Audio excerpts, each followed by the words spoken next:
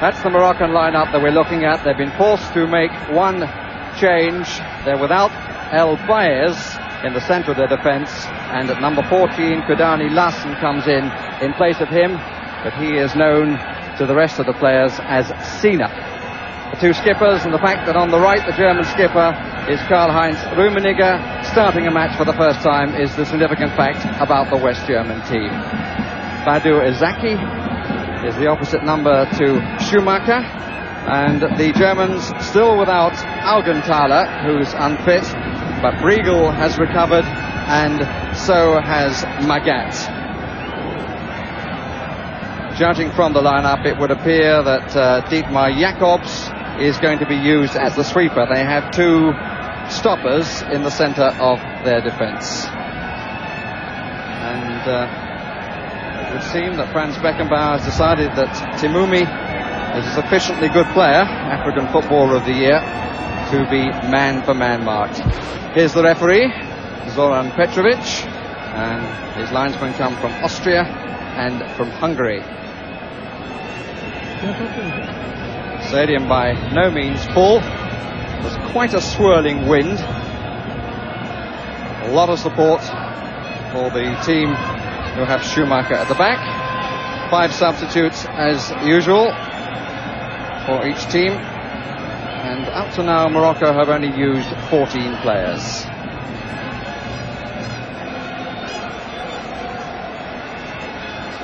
West Germany, because mainly of injuries, have used 60. And their substitutes, Immel is the goalkeeper, Bremer, who's played in midfield and in defence, Litbarski is there again, and Pernis to come in if necessary up front. A big man to bother the centre of the defence, which will certainly miss the presence of Baez.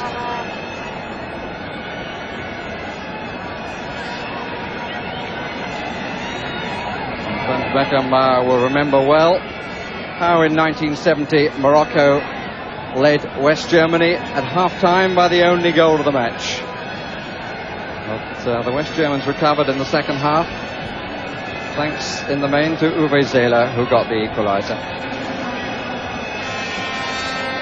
Referee, one of the younger ones here, is only 34, but there are one or two in their 30s. And here's Krimau. The Moroccans will endeavour to play the game at their pace. And the West Germans, who only arrived from Querétaro yesterday, will have to adjust to an increase of heat, and perhaps more importantly, an increase of humidity, which is at 57%. This is Thomas Bertholdt, who's been one of their most impressive players so far. But having watched West Germany in company with Laurie McManamy against Uruguay, their performances since have not been quite as good.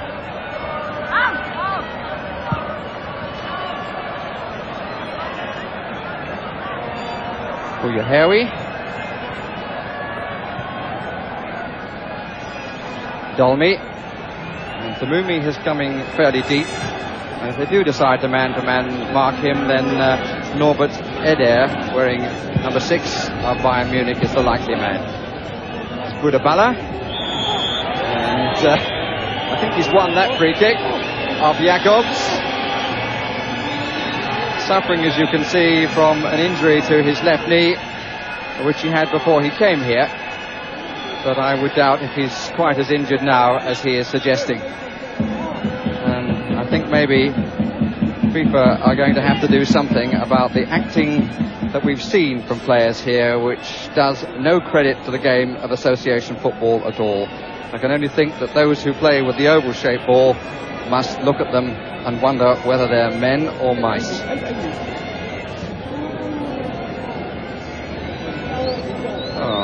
With me is Jimmy Hill. So your first thoughts, Jimmy? Well, I can see the mouse has just got up off the floor there. He started this competition with a bad left knee, but I do think sometimes we're a little disrespectful to the Moroccans. They have a great respect for our country, and at times perhaps we've not given them credit for what they are achieving in world football at the moment. I can tell you they can play. Full stretch was Jacobs. This is the cup tie with a difference in this tournament. The Africans into the second stage of a World Cup for the first time, Morocco representing them. So it does have the potential of a giant killing.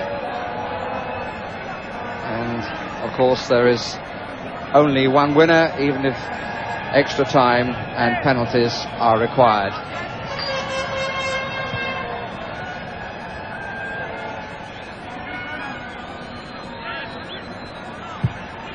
Oh, it's not a bad try. And it's a corner. And that certainly surprised Schumacher. I think he was a little bit conscious that Kremer was well offside down the middle.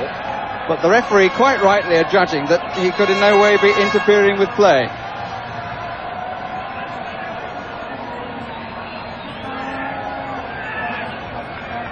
Boudabala to take the resulting corner. Hairi is just outside the 6-yard area, number 17. Away by Jacobs. Hairi really is the Moroccan's find of this tournament. He played against Northern Ireland and was in no way considered the first choice then. Came on as a sub in the opening game, was chosen against England, and then scored twice in the victory against Portugal.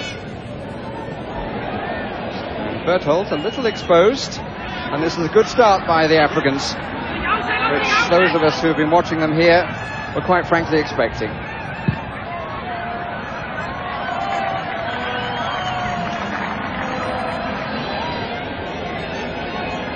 Hans-Peter Briegel, who was missed against the Danes, there can be no question of that. If anybody was taking it easy in that match, in my opinion, it was the Danes. Nicely inside by Foller.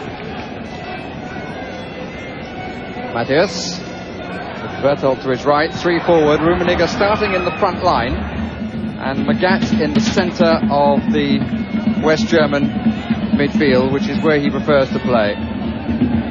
Timumi. Matthias who came to him.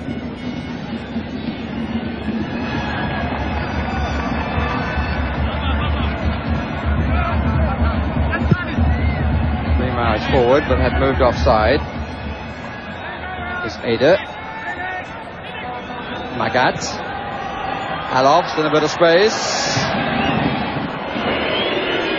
The shot did not get the deflection, and the reaction of the Mexicans in the crowd as we have a look at the man who got the injury early on, Boudabala. The reaction to that shot from the Mexicans suggests that they're going to support the underdogs here.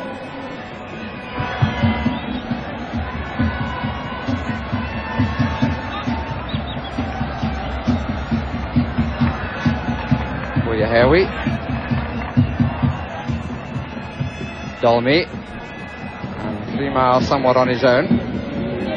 Karl-Heinz Forster, a late challenge, but the Germans have possession. The referee not stopping the play unnecessarily.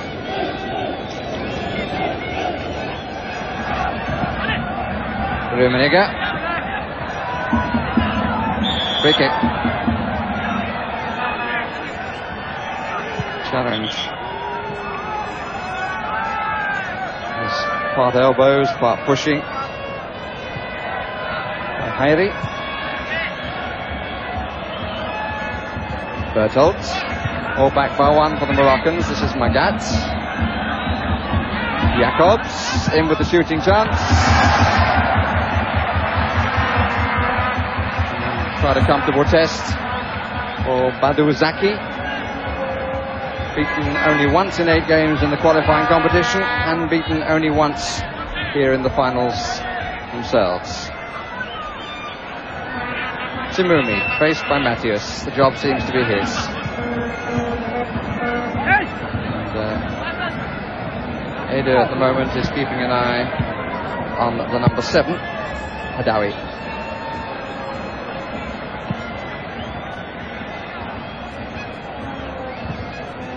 Haifa. Forward to Hairi. Good pace by Boudabala. The ball was cleanly won though. Magath. Just a little bit of elbows from Hadawi.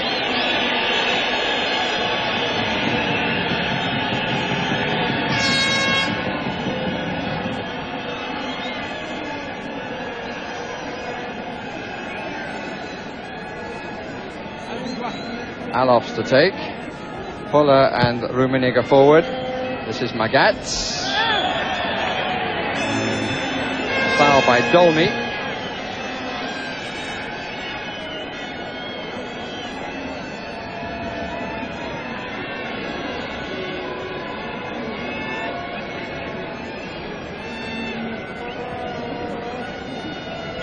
The end man who turned round on the wall. Well, they finish up with 4, and Zaki's happy that the one nearest us, as they make it 5, covers the near side as we look.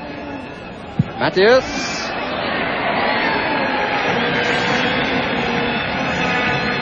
One thing the Moroccans have got is an outstanding keeper. The Arab nations normally find it a little difficult to get a calm, confident keeper, but already Izaki has shown his confidence in goal with that long-range shot. He handles it well. He made one brilliant save against the Poles to deny them a goal in the first game, and altogether is the sort of keeper anybody would be pleased to have in the team. Well, I said there's something else that they've got up front, Jimmy, which I'm sure you've appreciated. They have pace.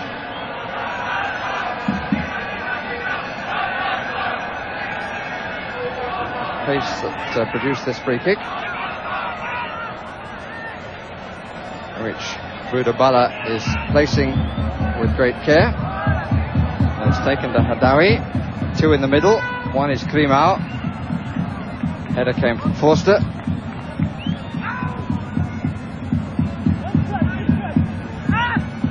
Same 2 in the middle, but that should be won by Jacobs. Bertolt. Voller. No problems for Buyahawi.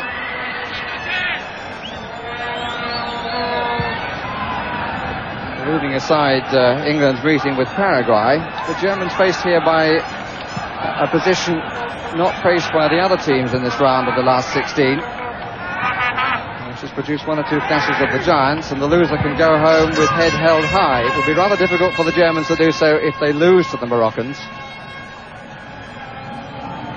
For all the increase in the power and the quality of football on the continent of Africa. This is Alofs. Like catching a tennis ball.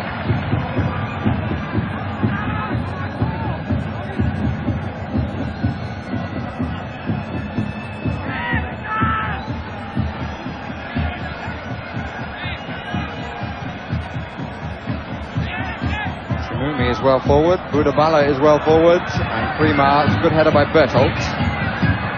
Matthias.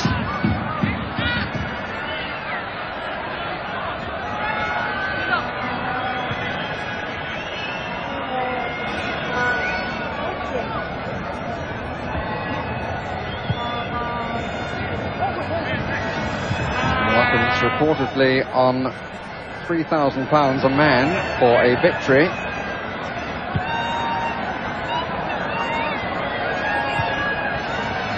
And win or lose, they will be welcome back in their own country with a royal banquet provided by King Hassan II. Sina.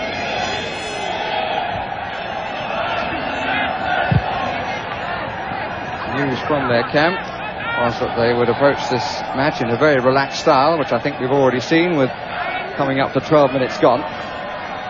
They've already exceeded anything previously produced by an African country.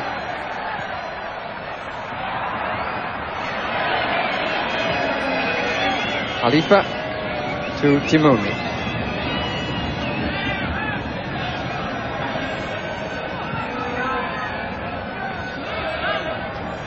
Lamris, El Hadawi, Dolmy, Boudabala, arrogant pass, stub of the foot.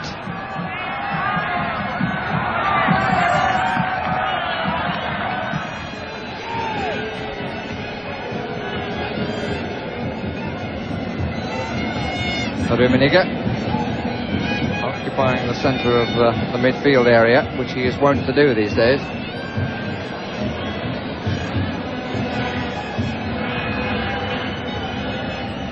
Riegel.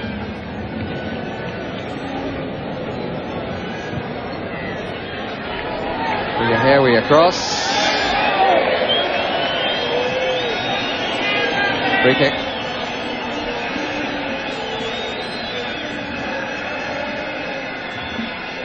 Well, if they've been learning from the old world about football tactics, that's one they've adapted to very quickly. Quite happy to put the body there if they can't win the ball. Germans with 5 in the area. All of them nearer the goal than the penalty spot. Header. Came almost a pass. A bit of overconfidence in the way that Sina played that out, and here's the Rummenigge.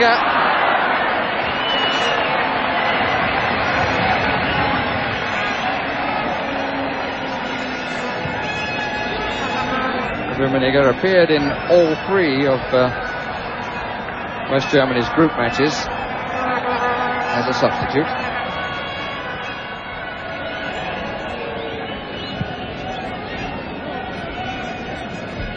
Al-Hadawi, one of the professionals in the side, he plays for Lausanne.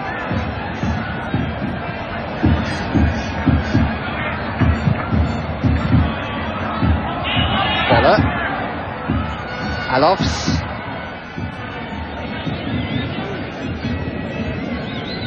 Magat. The challenge for Khalifa.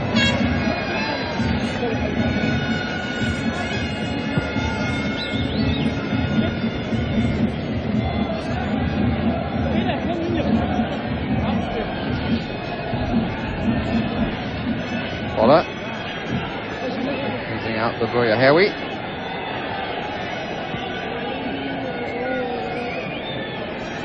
Riegel capable of the long throw. Finds Jacobs instead.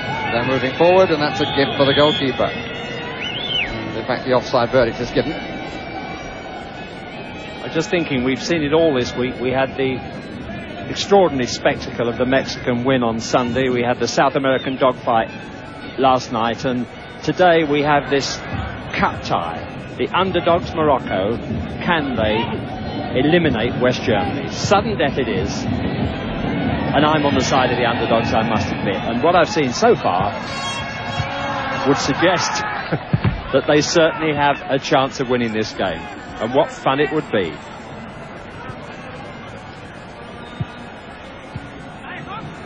Domi gets it back off the defender. Sina, free kick.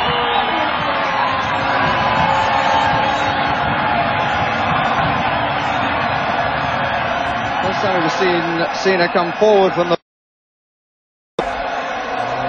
suggestion is that they have pace in most areas of the field. Now, Timumi is well capable of bending the ball. So is Budabala, and it looks as though it's going to be left to the latter. It's got to be the biggest wall of the tournament so far. It's not 10 yards. Budabala takes it. And we've seen very, very few free kicks taken when the referee has managed to get the ball back for 10 yards.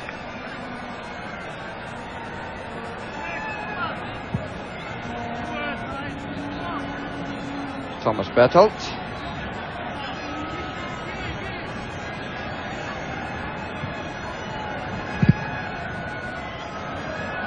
Khalifa.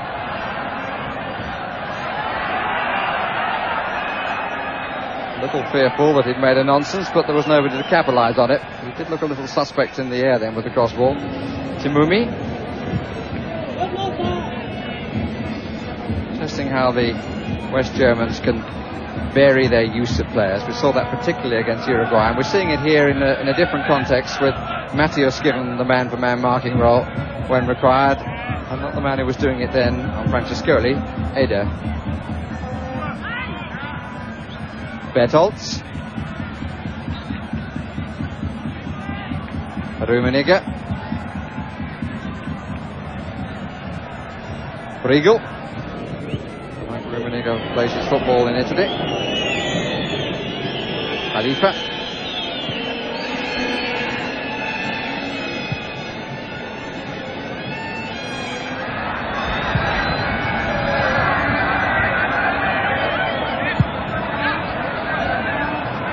Budabala. To telegraph the pass. Magat. Khalifa. Sina. Little Dolmy. Struggling when he played against Northern Ireland with a knee injury, which seems to have made a full recovery. Harry. Lamris. And he's still got the man wide. Hadawi. Forster.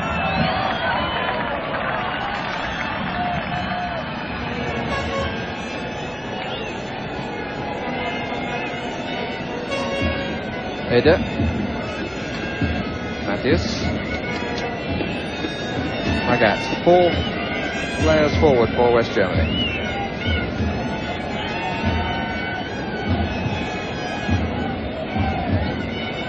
Bertolt.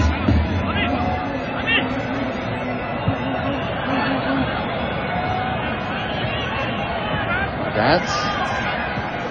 Riegel on the overlap. Foller. Alofs. Great turn by Hadawi, which is well appreciated here. German attack rather lost its impetus when the ball didn't go through to Briegel in the first place. It was stopped by Foller, who was still in the crowd. Briegel had the space. Sina.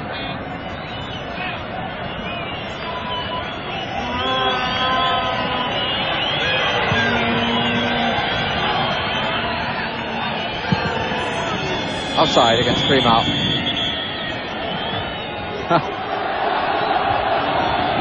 But he knew he'd get a roar. He may well get a ticking off too from the referee. But never mind, he enjoyed his moment. 20 minutes gone. And the outsiders of the last 16, 0.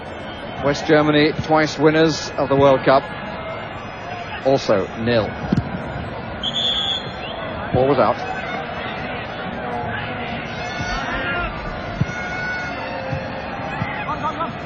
Mathias. Bertolt. Then the Germans have 3 up. Rummenigge doing a little bit of a shuttle service between midfield and forward. Here he is forward. Losing out to Sina. Lamris losing in the air. This is Rudy Foller. And Khalifa comes away with it.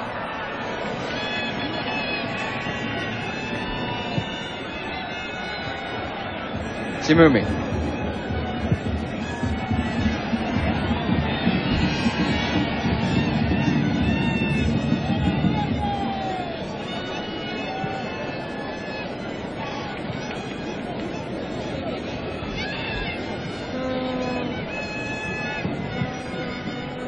Magat looking for Rummenigge. Foller in the middle. Alofs also. And free kick.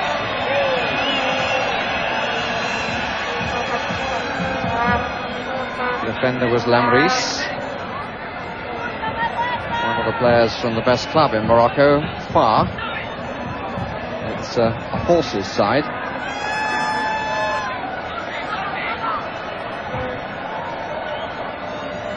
Five Germans actually in the area, 2 just outside.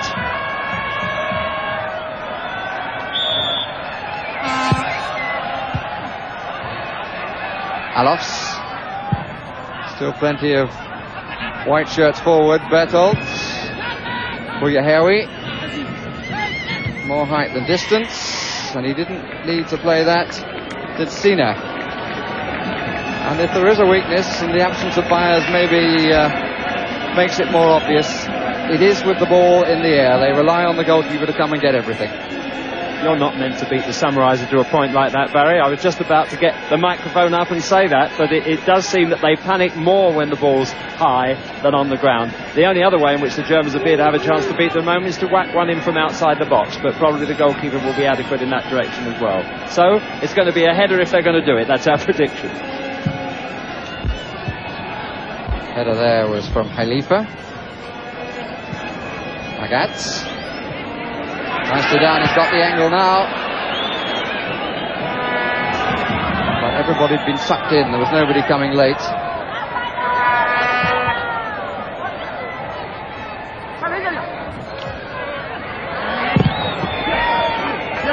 On the ball. And the ball thrown away by Khairi.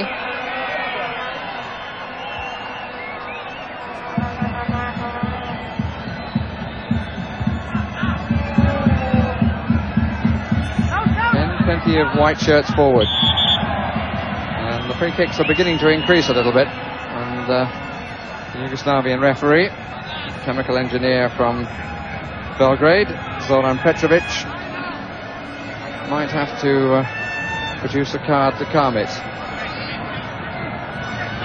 African team got into great trouble in the African Nations Cup when they thought the referee blew the final whistle early in the semi-final when they were losing. There were all sorts of problems after that.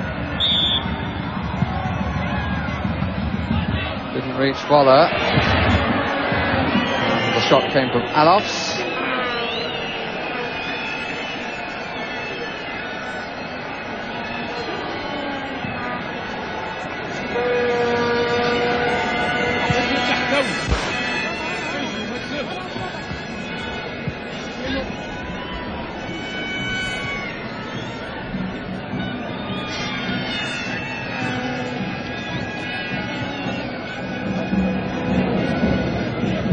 Khalifa.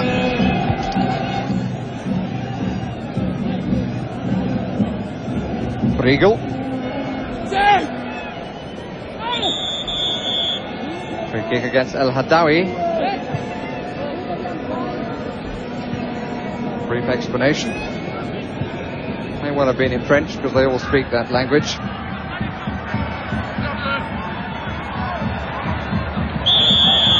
And another body check.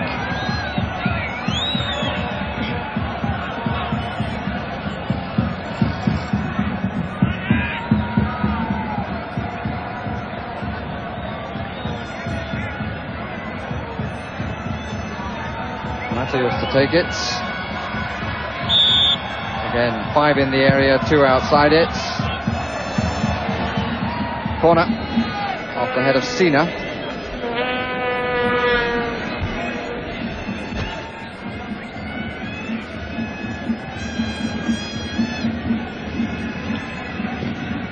Inquiry came from Briegel.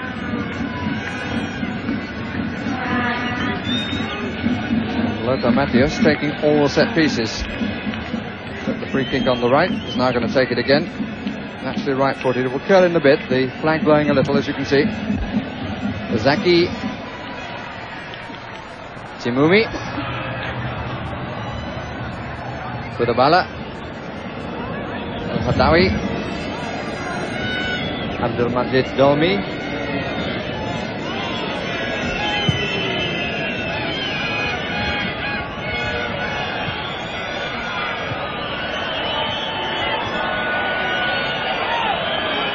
Mohamed Timumi. I'm disappointed with the slowness of the build-up, I suspect. I can't see otherwise while they're whistling. Free kick against Magat. Khalifa. Everything to his left, including Primao. Oh, that was well read by Sina. Looking for the nod back, he'd already moved for it. If Voller had actually been able to take it on his chest and turn, Sina would have been lost to the game. Timumi, too strong. There have been signs in the last 5 minutes that the Germans might find a way through, but they didn't do it. They promised, they frightened, but couldn't find that killer punch. They're not going to find it easy to break down these fast-running Moroccans. I think they have a respect for the Germans that maybe they didn't have for Portugal, the same respect they had for England in that they're almost frightened to beat them. But if they get over that, they could prove very difficult as the game gets faster, we hope, the sun gets hotter, and the Africans get the advantage of the weather. Norbert Eder, Thomas Bertholdt. Got the free kick, and is a little unhappy, and finally the referee decides that something has to be done, and a yellow card is shown to Lamris. It's the fourth yellow card of this World Championships shown to a Moroccan player. The others were against Khalifa and Hairi against England, and Tamumi against Poland.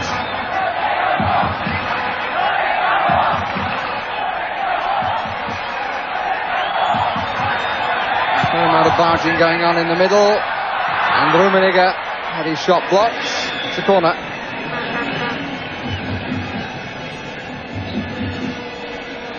Their failing is that they don't go and meet that type of cross. They allow the Germans to get there first and flick it on. They're not bad at jumping for the high balls in the far post, but they haven't the confidence to go out and get their head to the ball first, especially on the near post.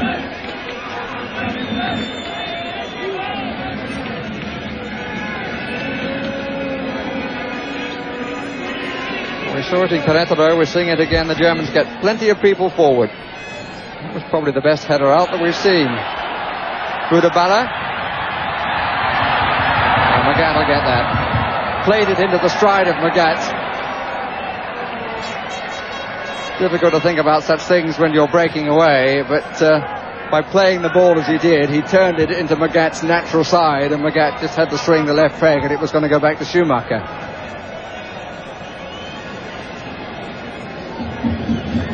Fuller.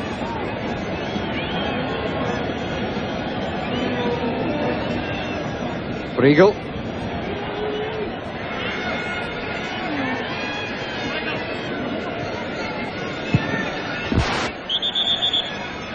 Again, a late challenge. If the Moroccans aren't careful, they're going to get themselves into severe trouble. The referee's given a warning by booking Lamris.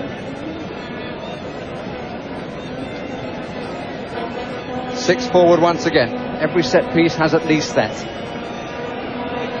They've made light of the conditions, the Germans all through. Comes to Edda.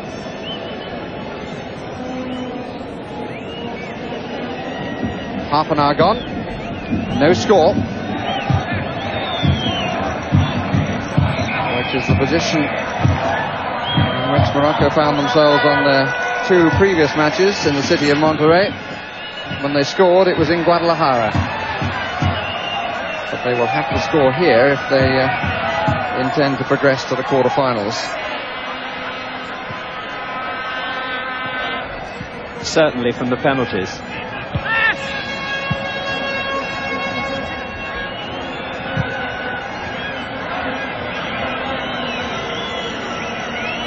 Dolmy.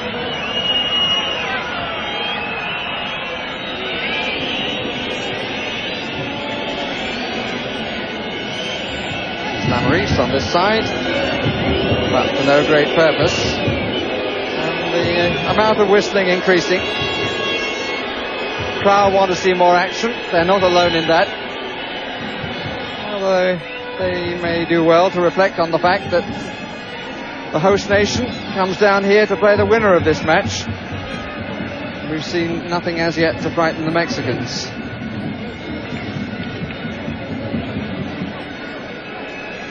Estadio Universitario will certainly be packed on that occasion.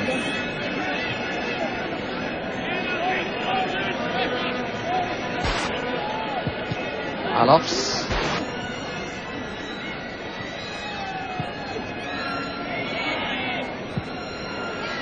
That's a corner.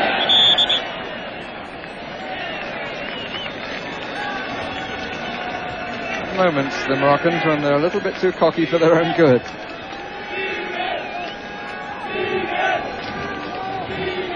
Significant, I think, that we're seeing more and more of Briegel on this near touchline getting forward. He's now waiting in the 6-yard area. Just outside it, 4 of them.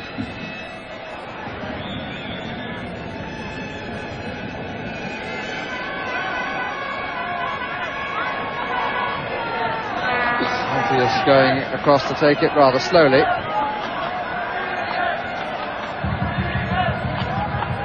Once again, there's nobody pulling wide for the run in.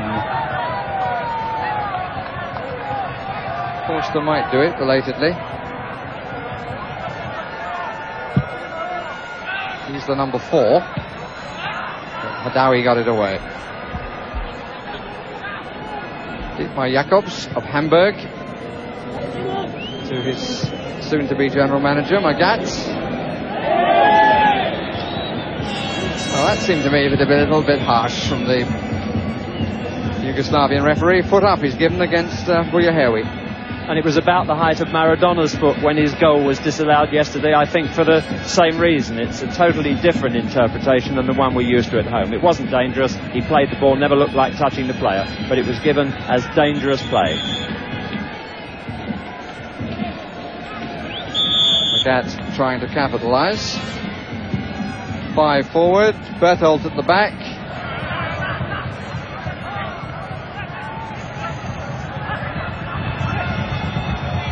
Mumi loses out. Free kick for the challenge on Eder by Lamouris, who must surely be being given his last warning. He was the player booked.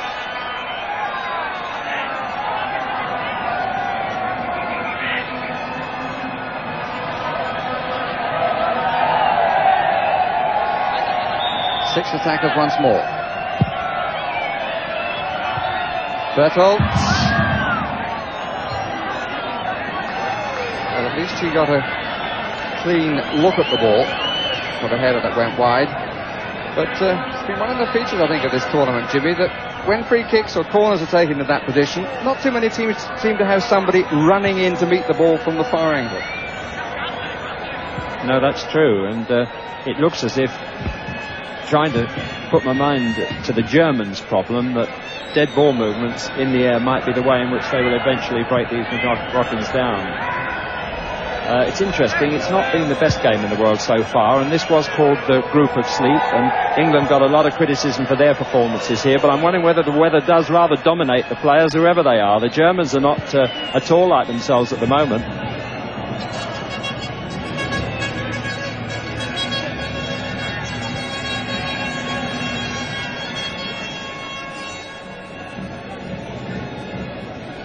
The referee looks pretty warm too.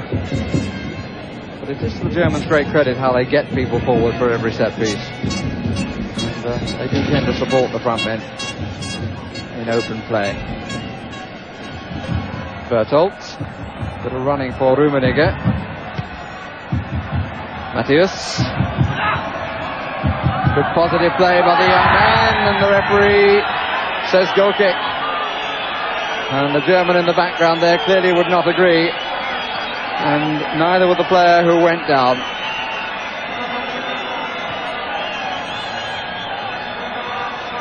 He's showing the shirt, which shows the mark of rubbing against the turf. But presumably his intention was to show the referee that it had been pulled.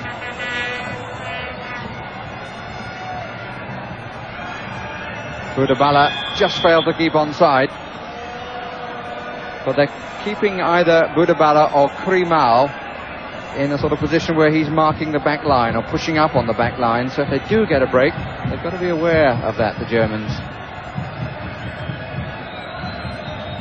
Thomas Berthold.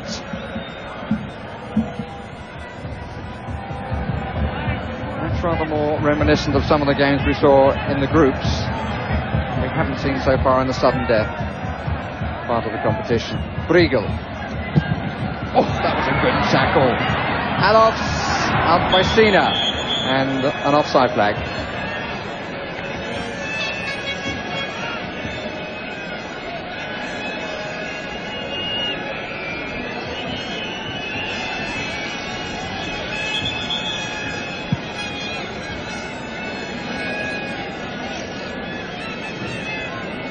Eight minutes to half-time, and as yet, not a walkover for the potential cup winners.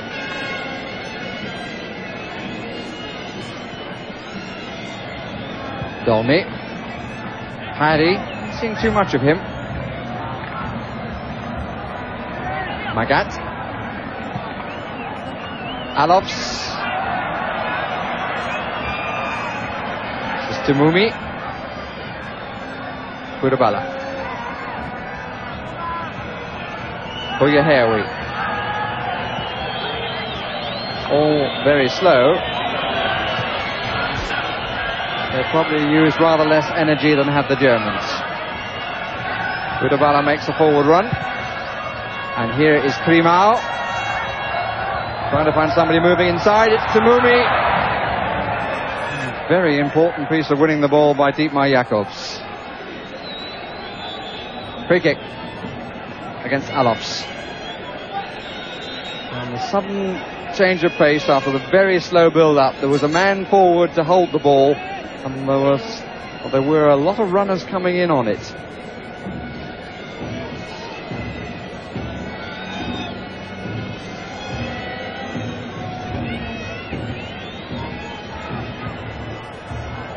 Krimau. Corner. Krimau's brother, the other Mary, Mustafa, is among the substitutes. He's the one who has lost his place to Hari.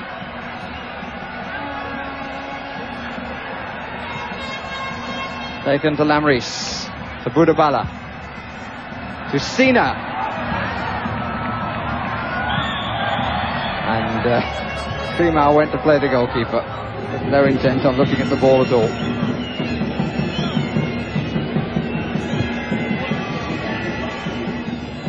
Alofs.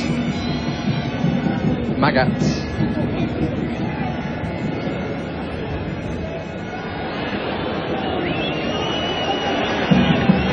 Khalifa. Budabala. Simumi. Outside of Dolmi's right boot. Simumi. He was fouled by Rummenigge.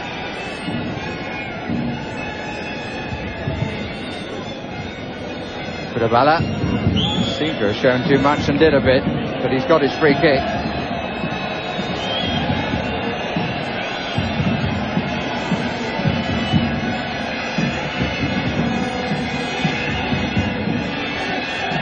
Just a little right of centre. Schumacher wanting plenty of bricks in the wall. 6 at the moment. And Budabala could come round the near side of the wall. Timumi could try the far side of the wall. Krimau moving around, being watched by Jakobs. Timumi takes it and it's too high. He's not really dominated today, Timuni, in the way that he has in other games. He's got as sweet a left foot as you'd ever see, and total arrogance and confidence. He doesn't expect to lose the ball when he's in possession, and he seldom does. If they have a weakness, they're not the strongest tacklers in the world. We've seen once or twice when it is a 50-50, they get beaten 8 out of 10. But that'll come as they're heading as time goes on. They've certainly got the control and the passing ability. Briegel getting forward. And Hadawi winning a tackle that he needed to win against arguably the strongest tackler in the team. Dolmi.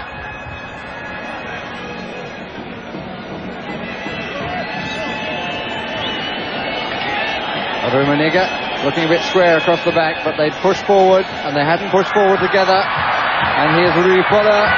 Rummenigge waiting far side, number 11. Cross was overhit.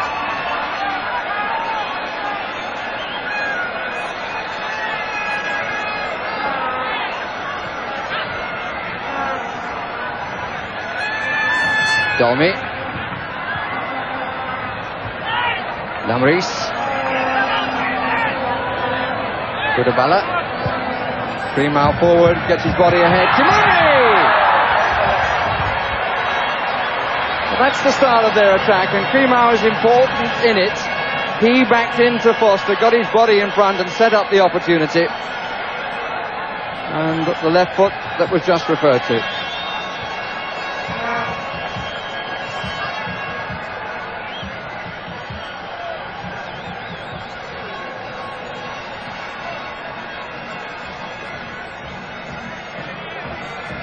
Matthias. Fuller. Buyahewi. Here we looked at a very ordinary player against Northern Ireland. Seems to be inspired by the man behind him.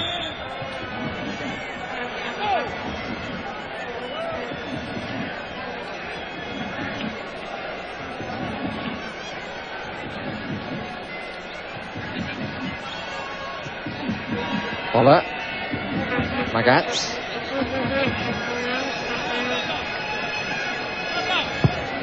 It was out.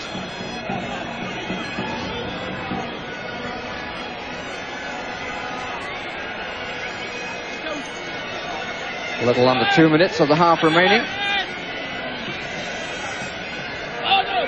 Alofs, referee allows him to go on, and the goalkeeper makes an amazing save from Rummenigge.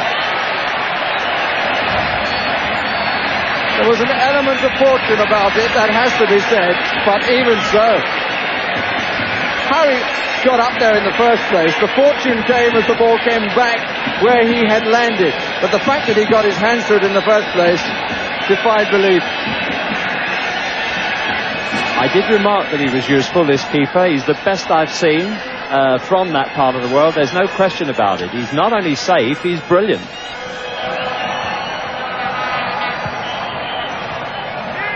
Budabala.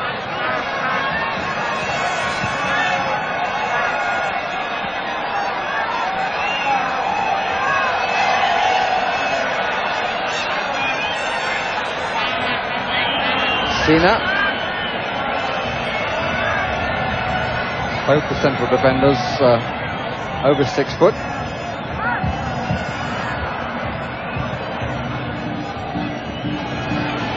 Element of casualness about that. We're in the last minute, deep into it.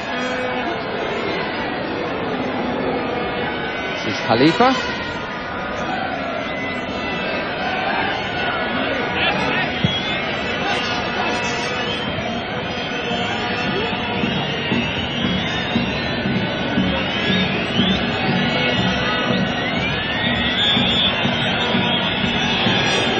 And we reach half-time with the score sheet blank.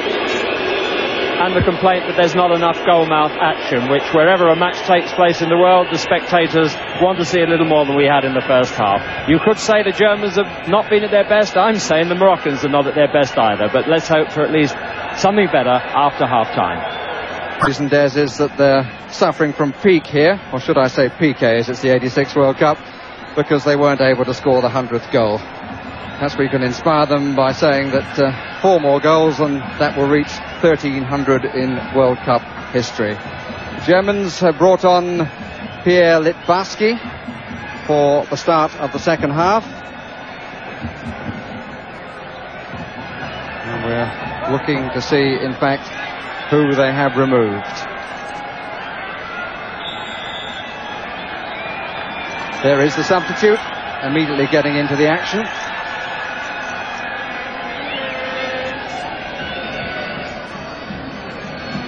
Magat. Matthias. Bertolt. And looking around, I can't see Rudy Fuller. It's he who's been replaced. So Rummenigge, Alofs and Litbarski, when the thought arises, can form a front line. This is Dolmy.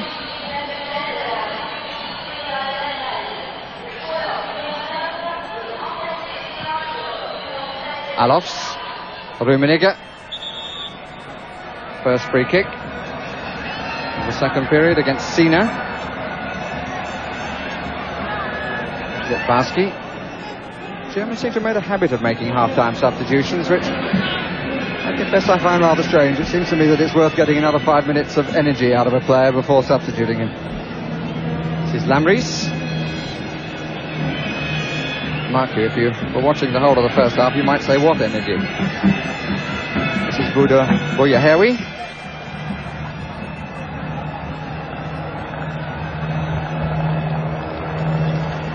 Breeze has increased, but the temperature, we are told, has gone up a couple of degrees, so it's into the 90s down there now.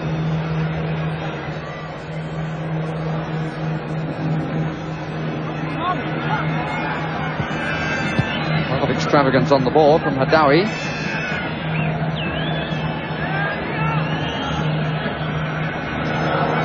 Dolny.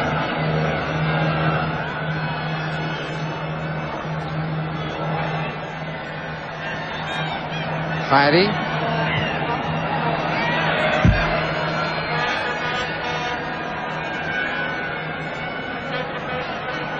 There's a perplexed gentleman.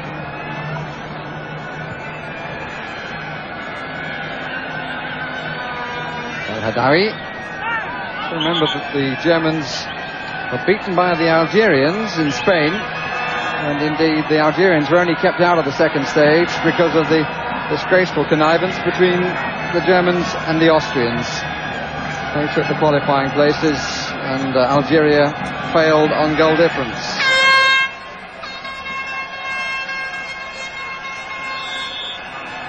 Boudabala and Tamumi again. Just two players in the area, marked by 4. El Hadawi rising from the point of impact.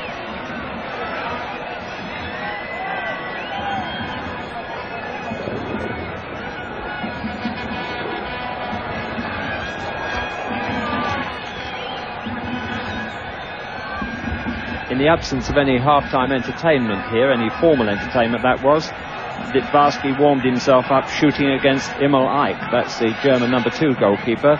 And if it's any encouragement to you back home, he did score a few goals at half-time.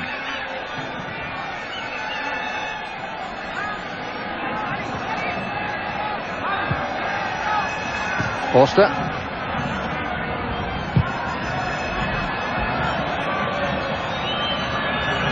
Unnecessary exercise for Bertholdt.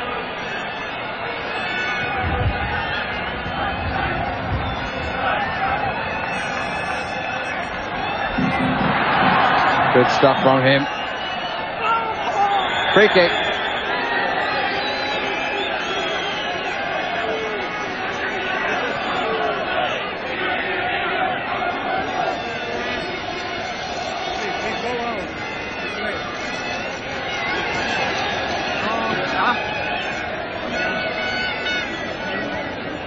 Bertholdt declining the attention that was being offered. It's good to see.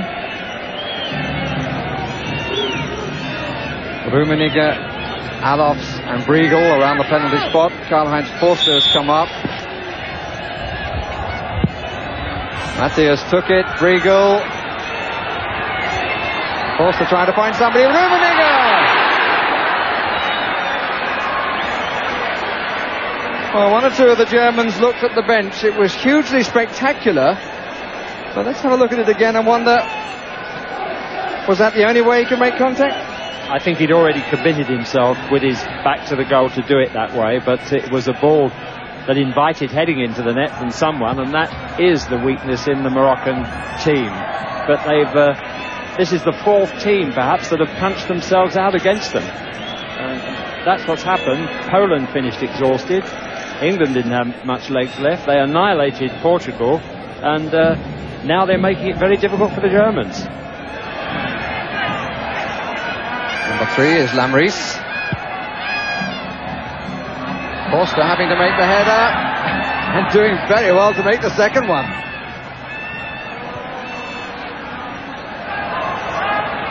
Briegel.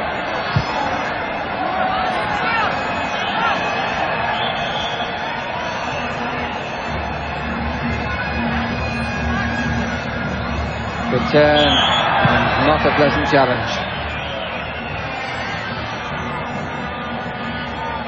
Hadawi was the executioner. The man who fell from the block was Klaus Alofs. Jose Pereira, the Brazilian coach of Morocco, although he's changed his religion and is now called Mehdi Pereira. Bertholdt. Couldn't get enough curl on it.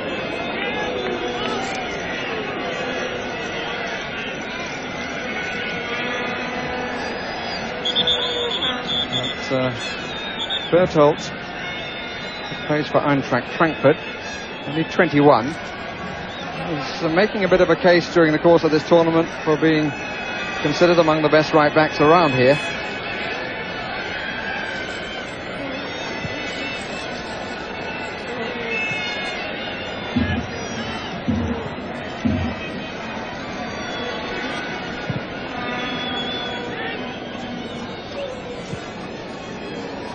Budabala.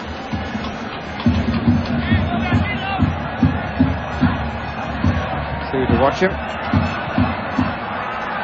Poor pass intended for Tamumi. That was a poor pass intended for Rummenigge. Pierre Litbarski. Lothar Matthäus. All while one behind the ball. Maguette. A nice angle on that, Litbarski did. Maguette looking for the shot and being forced across. Was well tackled in the end by Khalifa.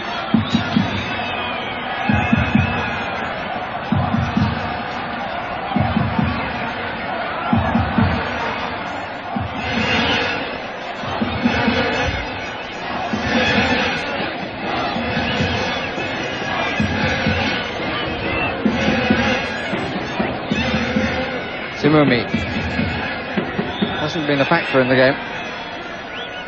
Matthäus suggesting that he'd won the ball. Tamumi prepared to ride in agony, holding the left ankle. It's the leg that he broke, which made it doubtful whether he'd be able to play in this competition. But I don't think that the injured player is really hurt. It's only his dignity that suffered.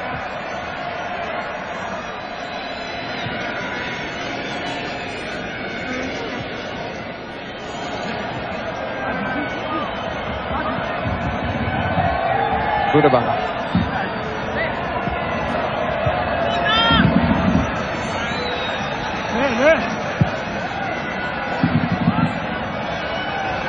Whatever the temperatures, I don't think that France against Brazil will be quite like this.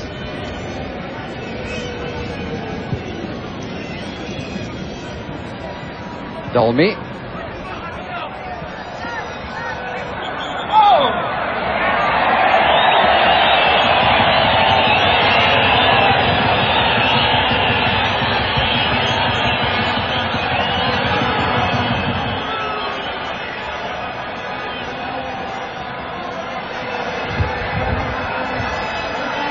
Felix Magath. Klaus Allofs. Rummenigge being played as the one front man at the moment. Berthold, Litbarski down the touchline. Not too much movement anywhere else. Magath, Litbarski. Now there's a bit of a gap. Rummenigge trying to hold it up for the player going forward. Rather over-deliberate, but he gets a second chance, and here is Litbarski. Good play by El Hadawi.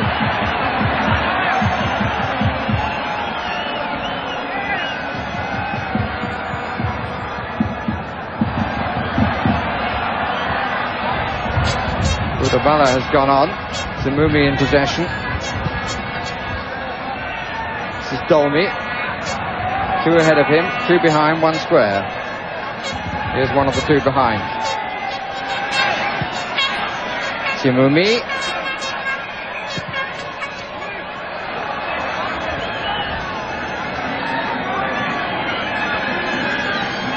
I wonder whether a suggestion that commentators occasionally at this time of night with this kind of match should raise their level of the voice suddenly to make sure that people have a chance of staying awake, really. As Haydn did with his surprise symphony. It might be an idea for you to try, Barry. Well, this is Allofs, and here is Rummenigge.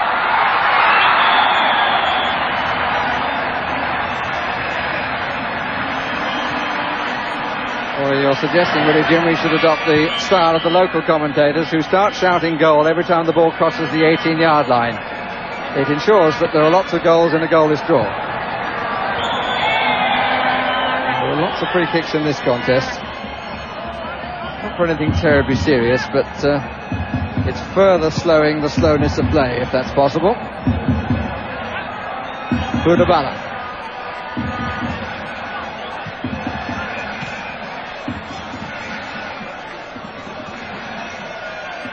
Messina.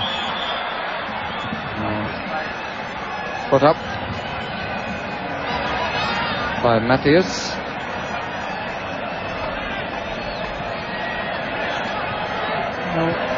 Following your suggestion, Jim, it might be as well if they hand it over to the commentator from Morocco for a bit, but she's getting hugely excited over to our left.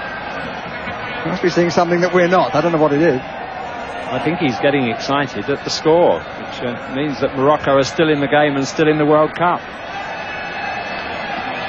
It's interesting how countries like Morocco raise their level to the top countries in the world. You can't do it because of the standard of local football. Players go out and learn from other stronger leagues and come back and make a stronger national side. Simimi found the unmarked man, who was Khairi. Got plenty of men forward here, Morocco.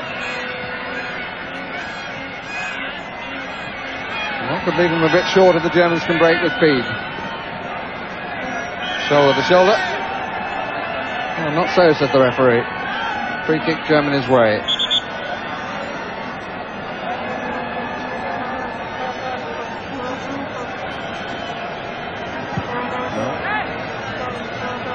The linesman thought he'd given the free kick, but I'm sure the referee was right to call that shoulder to shoulder.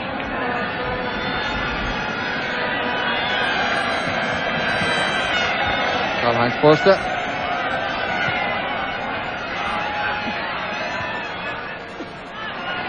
Litvarsky. Briegel. He's gone on the run. Magat.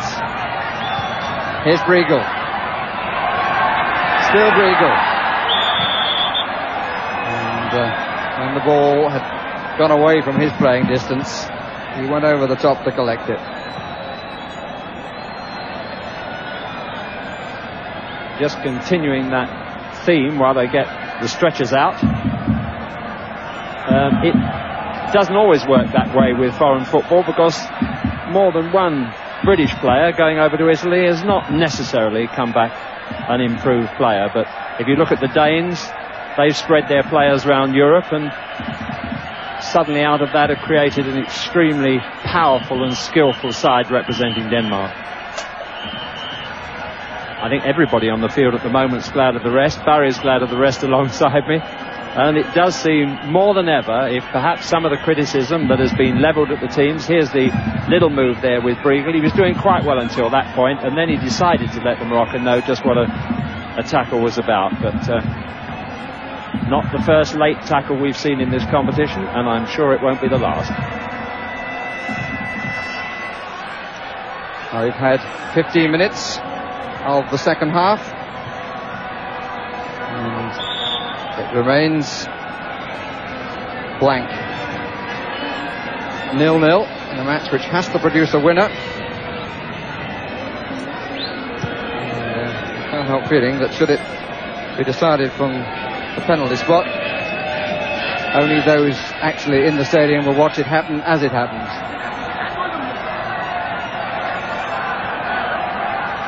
El Hadawi. Udabala. Lamries.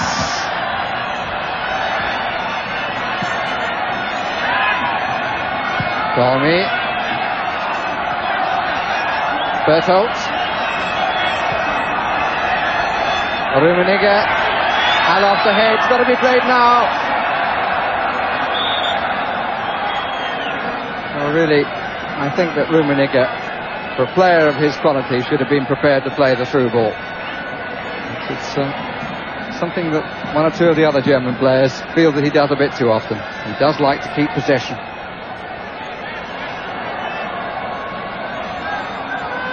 Bertholdt. Litvarsky. Only Rummenigge in the box. And the ball went out of play before curling back in.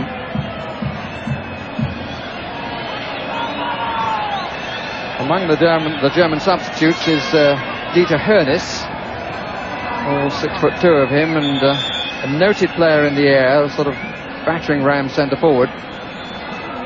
Younger brother of Uli, who's played so well for West Germany for many years, but missed the crucial penalty in the European Championships that cost his country everything. It was in '76.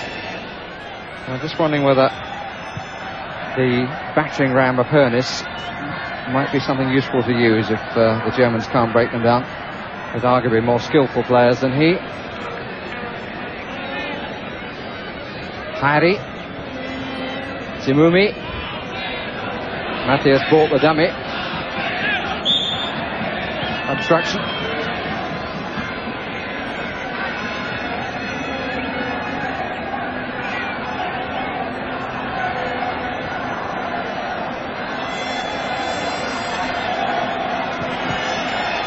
Dolmy, Zimumi.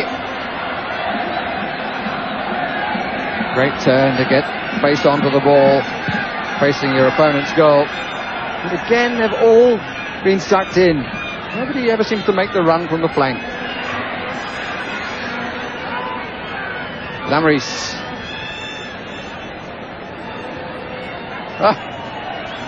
Played with great confidence. Dolmy. Trimau. Well, they've made a gap for him, the Germans.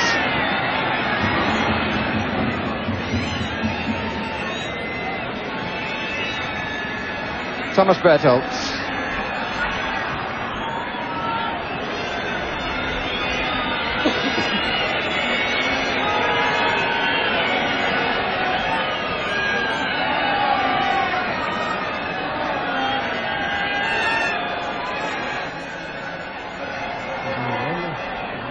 Rudabala looks for the return. And the free kick is against the Moroccan for a push and shove on Ada.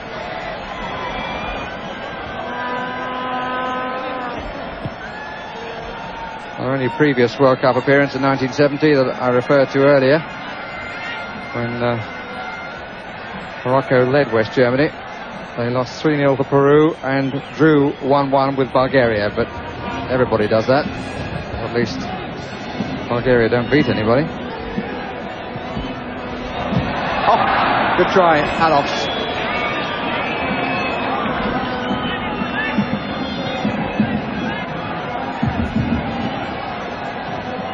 Instant first time, but couldn't keep it down.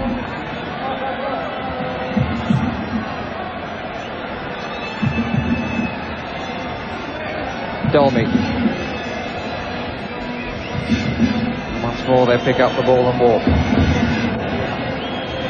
Matthias surprising Khalifa, who brings him down quite deliberately. Out comes the yellow card.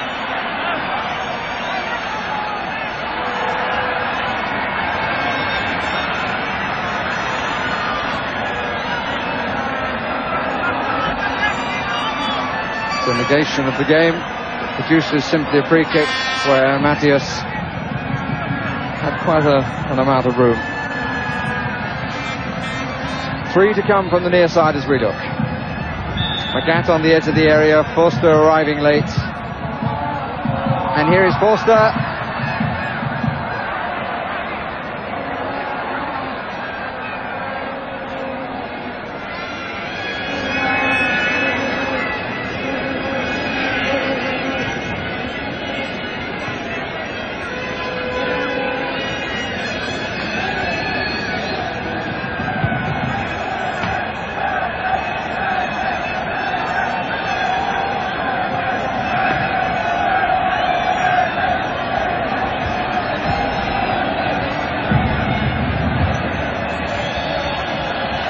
Rudabala, and we've had 21-minute yawns of the second half. Hadawi, Lamris on the touchline. Wind seemingly changing direction a bit, going from right to left. Dolmy.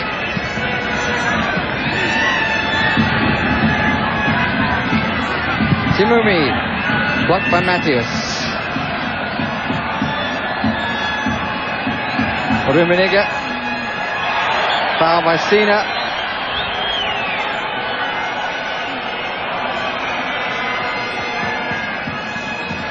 Well, thoughts occurring to me, Jimmy, that you started off very much on the side of the underdog, but bearing in mind that should the underdog win, somebody would have to watch them play again. Do you still feel that way?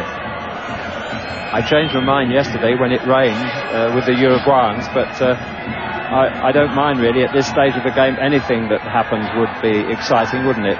They'll change the line in the song from "It happened in Monterey" to "Nothing happened in Monterey" before we're finished. But we did see perhaps one of the finest saves we've seen in years. Dolmy's efforts to bring his goalkeeper into play, not successful. It's a corner.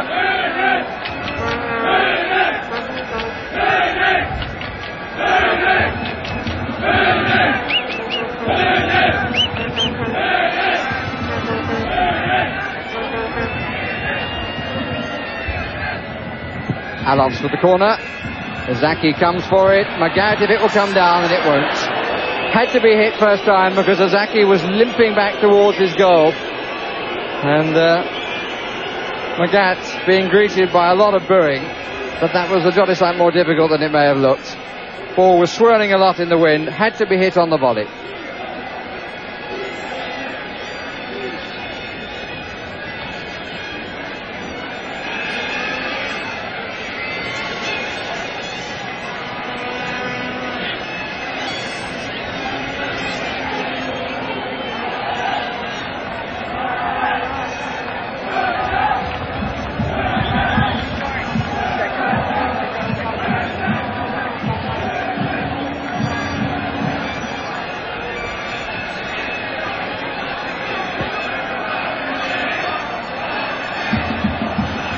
The knee that the goalkeeper hurt as he came for the ball, and just to keep the record straight, although it doesn't seem to be madly important at this stage. I mentioned earlier that the Moroccans had 3 players booked before the start of this game, as one of those was Khalifa. His second booking will mean that he would not play in the quarter-final should Morocco get there.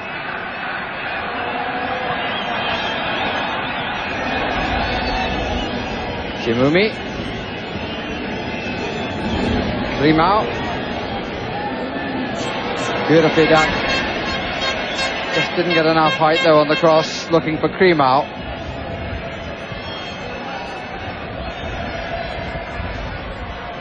We've seen the odd moment from Jimumi of real style and confidence on the ball, but if he's to actually create anything from it, he's got to get the final ball right or do his tricks really deep into the last third of the field.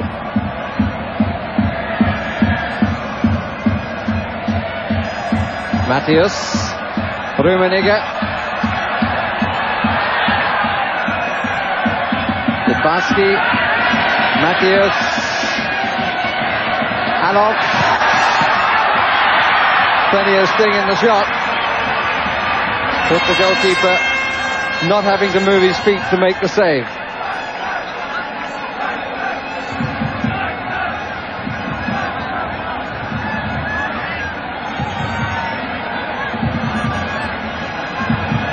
Lambris.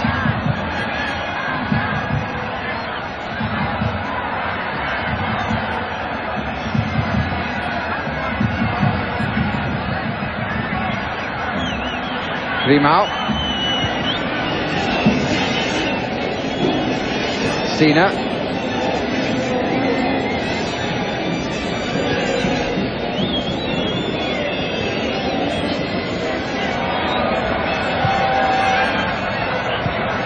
Dolmy.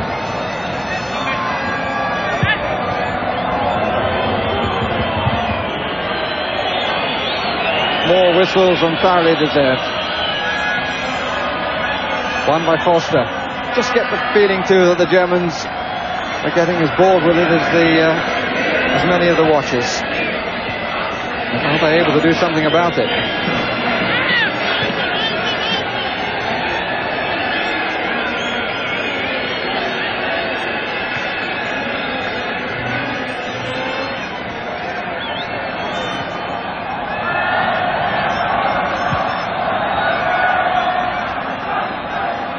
Kudabala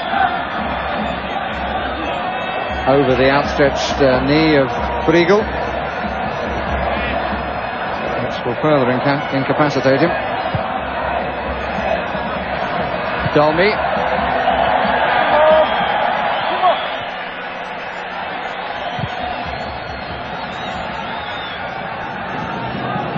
Lambris.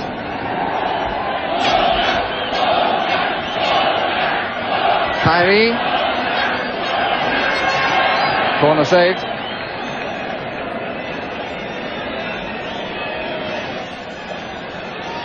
Brigo.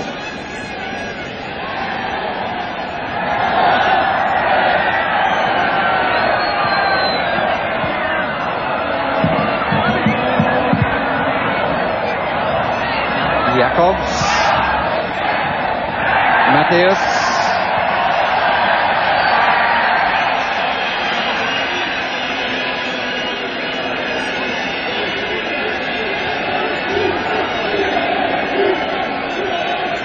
This is exactly the way the game against Poland slowed down, the 0-0 draw at the end. Both sides punched themselves out.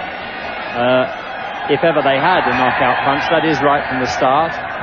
The heat, the weather and the humidity, no question about it, has killed them. But there's a bit of running here and there, as we can see from that burst by number 8. Kudabala.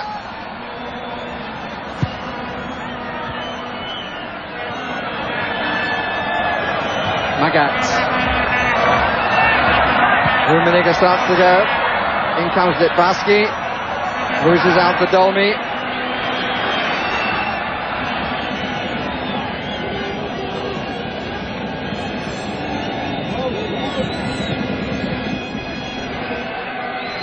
Salsanov put off his stride as he was prepared to shoot.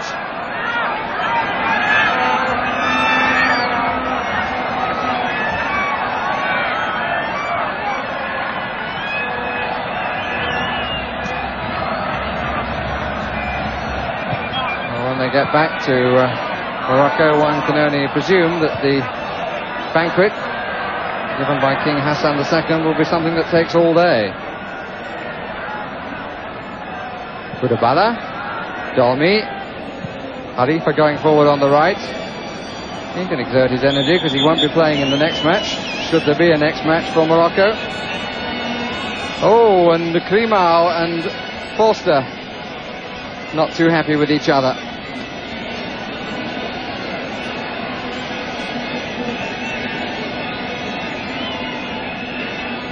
Handshake in the end.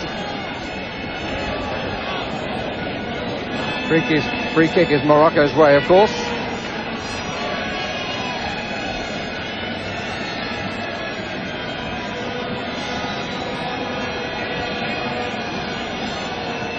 Schumacher, who's had no shot to save, one or two collections. Kudabala saves one there, with his body all behind the line of the ball. Takes, for the record, many more than 4 paces, but then many have here. Khalifa, now what? The referee goes over for words.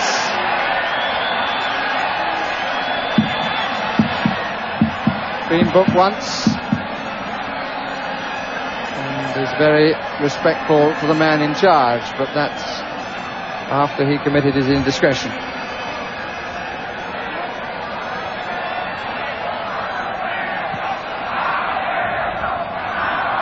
Brigo. Rummenigge, Brigo goes for the return.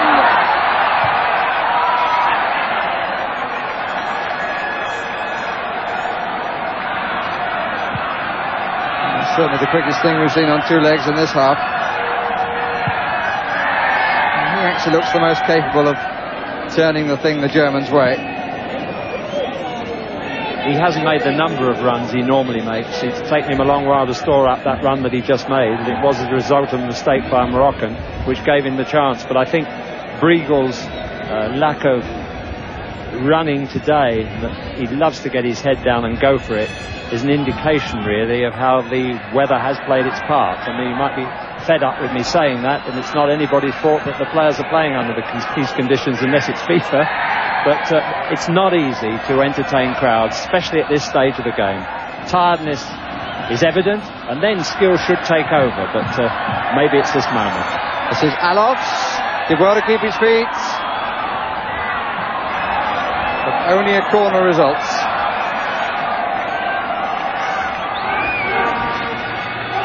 Good to see Alofs not looking for the infringement, which probably would have been an indirect free kick for obstruction and no more.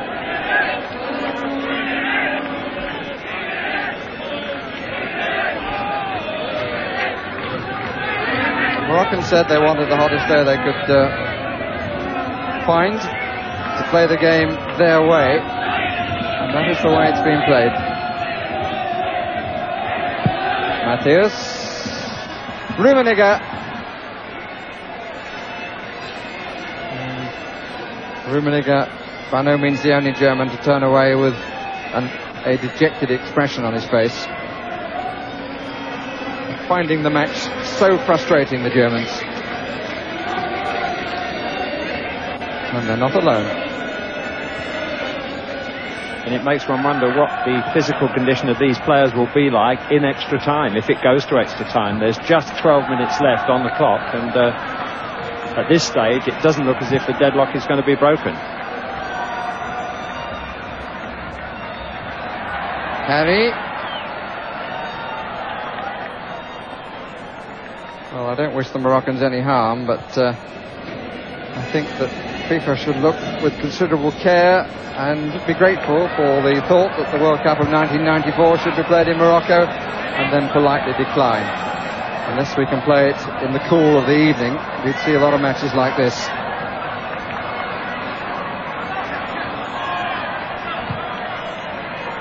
Timumi.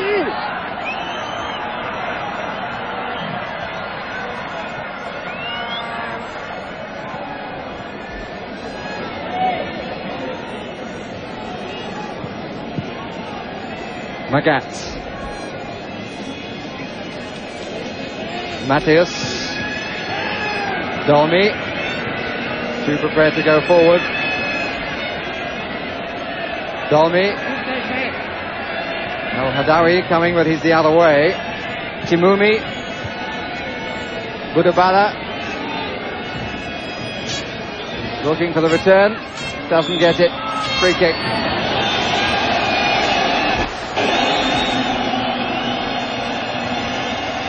Hadawi, the hurt player, unless you're talking about feelings, and I would suggest that Jakobs was more hurt, but he thought he'd won the ball cleanly.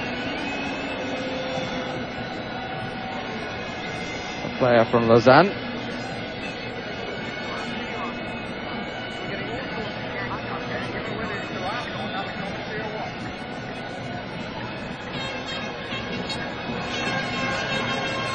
Budabala. And he runs over it. Timumi takes it. It's really, to all intents and purposes, just a lazy lob over goalkeeper and goal.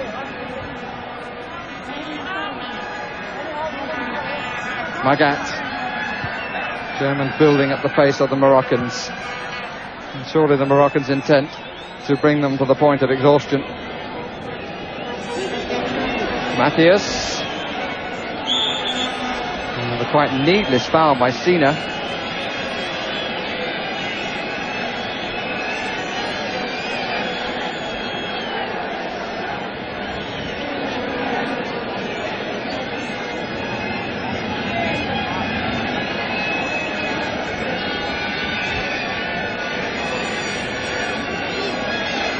Varsky was the player to place it. Rummenigge is on the left of the area. Bertelt on the right. Alofs could try one round the near side of the wall as we look. So indeed could Varsky, or Magat could go the other way. And the Moroccans maybe could do with somebody extra on the far side of the wall as we look. Varsky takes it and makes the observation academic, if not irrelevant. But there was a gap round the other side for Magat, which he didn't seem to want to take.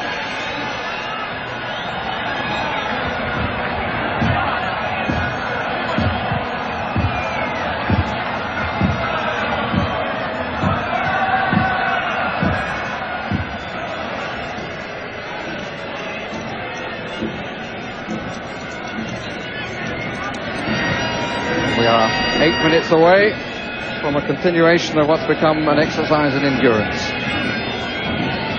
If the bonus is £3,000 per man for a win for the Moroccans, I'm wondering what they're going to get for a draw at 90 minutes, because it almost looks as if they're playing for it at this stage.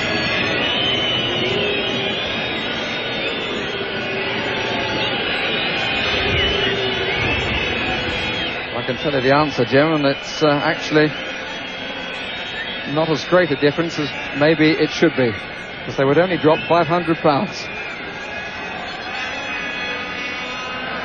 That's the figure, incidentally, they've been getting for every win and draw here. 2,500 for the draw. They had two of those. 3,000 for the win. So they've done quite nicely, thank you. And according to those who were there, entertained hugely well against Portugal.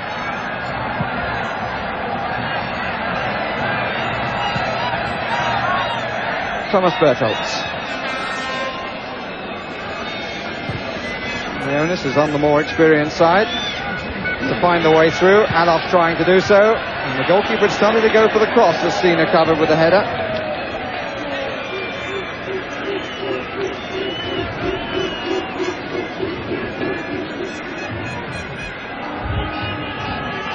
Alof's to take. Bertholdt on the near post. Rummenigge on the 6-yard line. Briegel moving into the 6-yard area.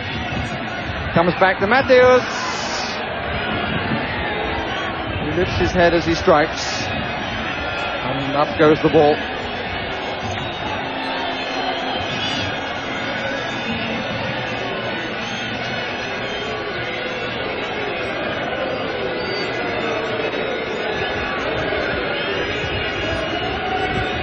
One or two in the crowd behind Izaki's goal, deciding they want to hang on to the ball.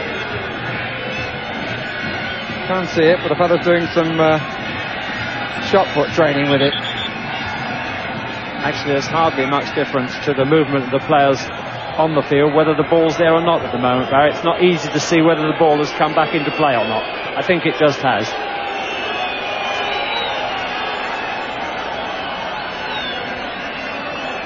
I should follow that by saying I don't necessarily blame the players for these conditions. There's no doubt that both sides are capable of producing far better quality football and certainly more energy in conditions which are more suitable really for football. Maybe the Moroccans do play it at this pace at home, but they're not entertaining half the world there, and they have that responsibility this evening for those of you who are still up, and in other countries also, who are following this World Cup and looking forward to it reaching a climax of exciting matches of sudden death.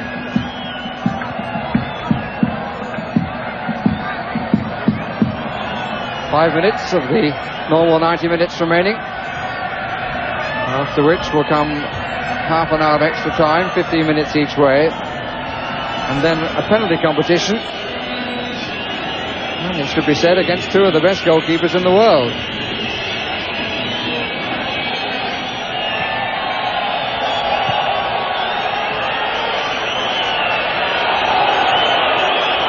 And this is the crowd's understandable reaction. The fact that the Moroccans seem to have decided that extra time is no problem for them. And it could well be that they've been somewhat conditioned into believing that that might be their best chance. But here's Alof, they've got a man over, it's Matthews! Magats, away by Sina. Credit Zaki with the save, he was at his man very quickly. But it was a clear opportunity, and he spread himself to the goalkeeper. And he's now come for the cross.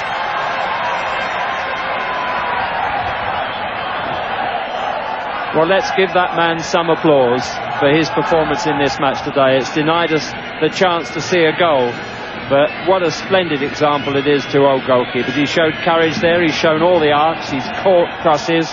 He made that incredible save, which will be argued about, I'm sure, afterwards, and compared with Gordon Banks' save, which is the measurement of great goalkeeping saves over the years. And at least it will provide, from this barren game, one talking point.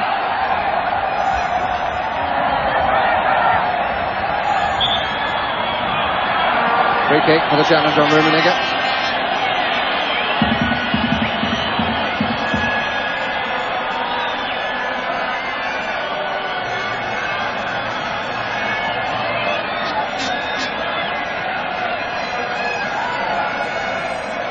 By Schumacher in the Moroccan half, and Schumacher is halfway advanced in his half.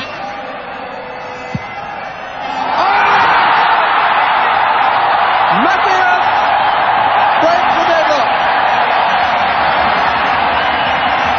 and Zaki complaining that the wall didn't do its job. Real daisy cutter which bounced halfway through the 6-yard area. And the wall was badly formed, and no question about that. But Matthias takes full advantage of it, gives an excellent goalkeeper no chance, and gives a few people a great deal of relief. And has surely put West Germany into the last 8 and ended the African challenge.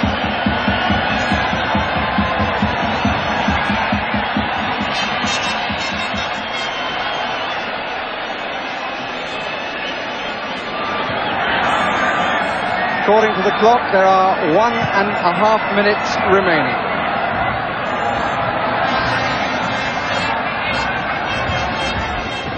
And Lothar Matthäus, who began this World Cup by giving away a goal to Uruguay, almost with his first kick, with an extraordinary pass back to Schumacher, does seem to have ended this war of attrition.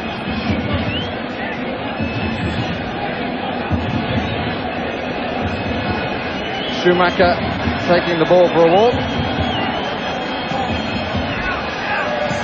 We're into the last minute.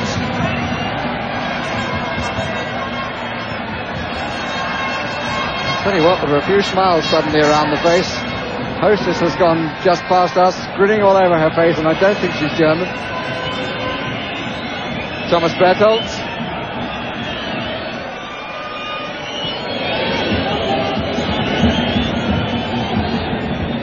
All the planning of the Moroccans goes awry because of a badly placed wall.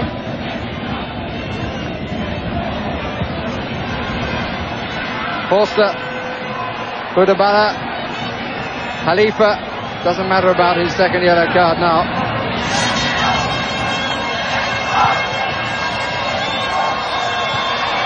Good header by Matthäus, and there was a threat coming from Hadawi, Kudabala, Rummenigge, and the referee blows as the clock ticks away. The African challenge comes to an end. The first side ever to get through the first round into the second round. Beaten by a goal by Lothar Matthäus, and I suppose a lot of people will say the drinks are on him. Well, it was a remarkable piece of skill, there's no question about it, that free kick, and it did win the game at the end of it. But glad as we were, I think that there was no extra time at the end of the day.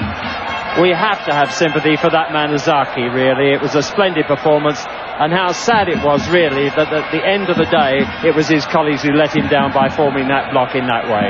So Germany through. Don't tell me they're going to win the competition, but they're certainly through to the next round. But a message, final message from here, a goal is a goal is a goal, Des.